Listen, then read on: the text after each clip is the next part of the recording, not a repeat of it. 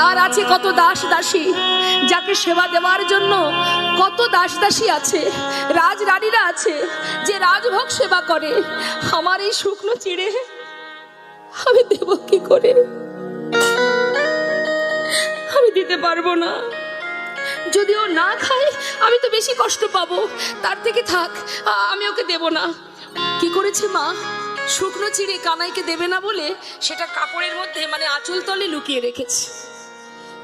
এক পা দু পা করে দাঁড়ে এসে দাঁড়িয়েছে, দেখছি অনেক দ্বারপাল দাঁড়িরা দাঁড়িয়ে আছে। এই দাঁড়ি দাঁড়ি, আমাকে একটু ভিতরে যেতে দে না, আমি একটু ভিতরে যাব। कौन हो तुम, कहां से आए हो? द्वारपाल जिज्ञासा করছে, কোথা থেকে এসেছো, কি তোমার নাম, পরিচয় কি, নাম क्या है? সুদামা বলছে আমায় চিনবি না, আমি ওই বৃন্দাবন থেকে আসছি।